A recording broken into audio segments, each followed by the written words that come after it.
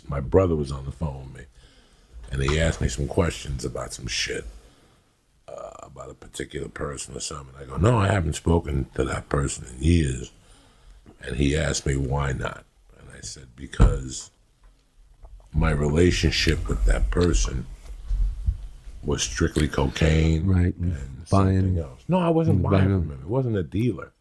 It was a chemical. Somebody I had grown up with, or somebody I had known, chemical or friendship. like that. And I said to him, it's weird, and I hate to say this on the podcast, but someday you'll have to do it when it's a, you know how they say you have growth spurts when you're a kid. Yeah, okay. Like Dennis Rodman had like a 7-inch growth spurt when he was 19 years old. Oh, really? Yeah.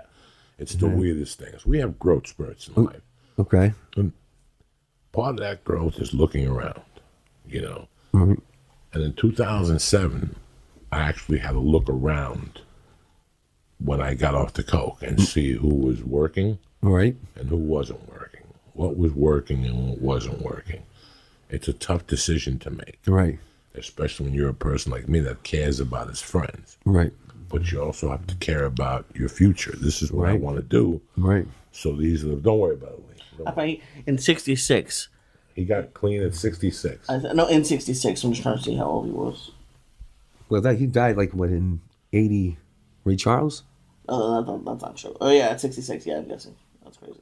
He got clean at 66 years old? I think so. It's hard to find. Yeah, something like that. Wow. 64. Don't worry about it. It's Okay. just to prove a point. I just didn't want to be that. Right. I knew that if at 64, if I was still doing coke, Right. I saw a Joe Diaz with no hair, no teeth. I saw a Joe Diaz that was 400 pounds. I knew nothing would get better. Right. So that's when I started thinking about getting sober, trying. Right. Like how the fuck can I live a couple lives? Like I have a couple friends now that are hitting our age. Right. And they're still drinking Yeah, it's 1988. And they have no successes in their life. I could tell they're not happy. Some of them, we just fell by the wayside. Right. Because a lot of things, what happens now also is that people are like, hey man, I was tight with you for years doing comedy, and now I'm not even in your fucking world. Right. In your radar anymore. I'm still like an open micer. So I lost them because we just don't really, you lose them. But there was two things. For me to get clean, Right. and there was a point with comedy that I said, I got to take all of these people out of the Rolodex. Right.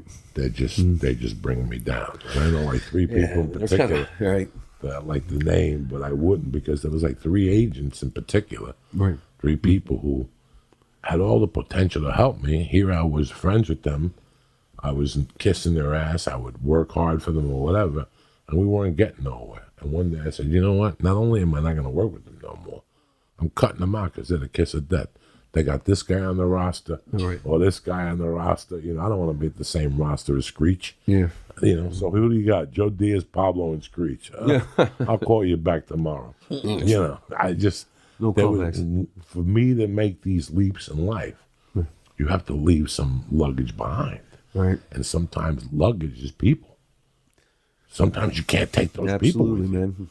You can't take them with you. And even though you love them, whatever. You party, but it's the only thing you have in common. Yeah, is that's party. it. That's it. That's it. They're And not when it's doing sober, nothing it's for like comedy. there's no comedy. Yeah, They're there's not nothing in sucking your common. dick. Right. They're not doing nothing. Right. I'm not All coming I over. get, now. yeah, all I'm getting a call is for this, and that's it. got The rest of the time, and I lost, 20 of those people. Oh, yeah. Okay. And people that I actually loved, that I still think about today, and I know they're still doing it. It's not like kids I grew up with or nothing like that. It's people that I met along the journey.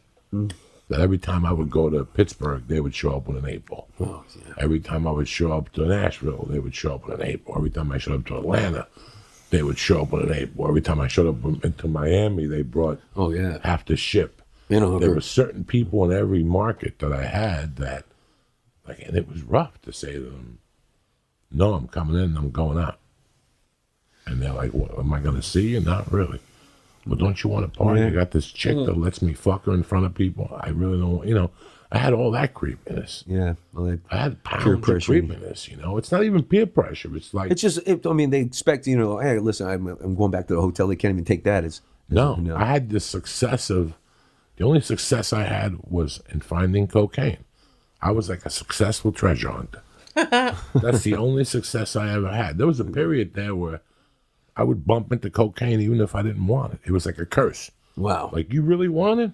We're going to give it to you. So everybody I met had coke. I'd go to an airport, get a flight delay, and the guy next to me would say, you want a bump? Tell me you don't have a bump. Not only do I have a bump, I got a half ounce on me. We're delayed for 9 hours. You know, I got 1,000 of those stories, getting delayed in Aspen, in Denver, and having to put your coke in the locker. What the? And then taking like a gram out at a time and going, I'm going to go to the bar and snort. Because in those days, the airports didn't close. Yeah. The bars were open 24 hours in an airport.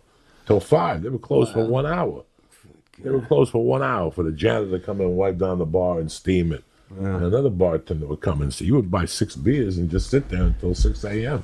Good God, that was a day. Those were the days. Your flight's at 8.